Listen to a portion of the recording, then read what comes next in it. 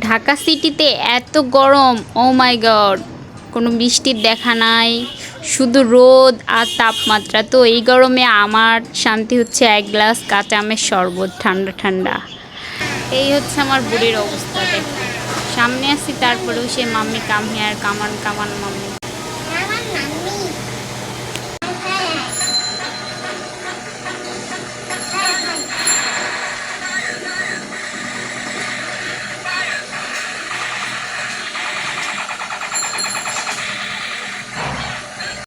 কি হয়েছে? I'm so hungry.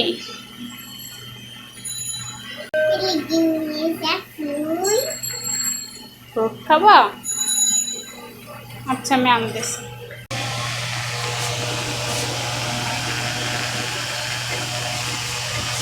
খাও।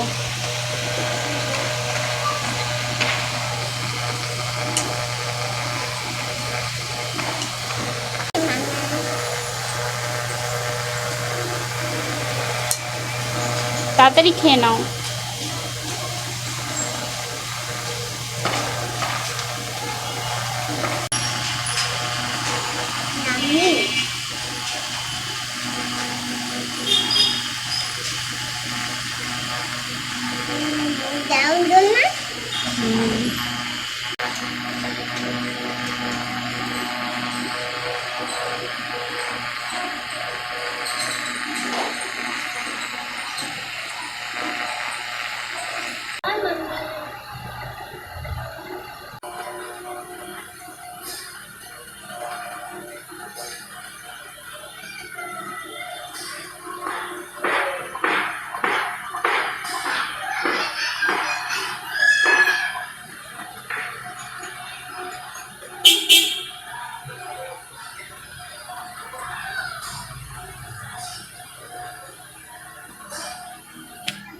এই আসছো না?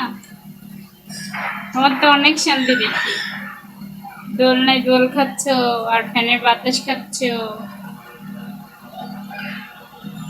ওকে আমি রান্না করে আসি, আমিও ঘুমাবো একটু।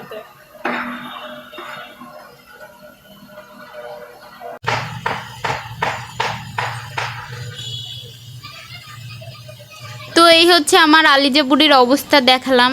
এখন চলেন দেখায় আমার জামাইয়ের অবস্থা কি, সে কি করে।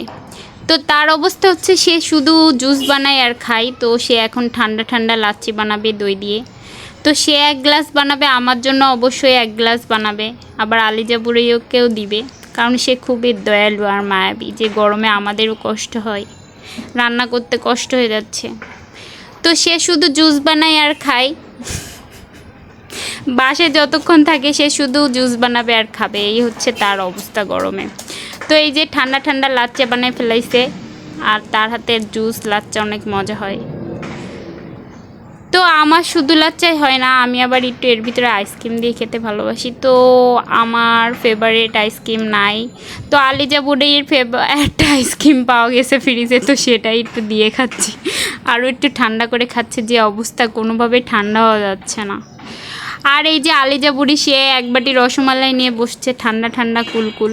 সে তার ফেভারিট মানে ডেজার্ট আইটেম যত আছে তার ভিতরে ফেভারিট আইটেম হচ্ছে তার রসমালাই। সে এই ঠান্ডা ঠান্ডা রসমালাই পেলে তার আর কিচ্ছু লাগে না, এটা খেলেই সে কুল হয়ে যাবে পুরো। তো এই হচ্ছে আমাদের গরমে অবস্থা, গরমে পুরো অতিষ্ঠ, এই আর কি।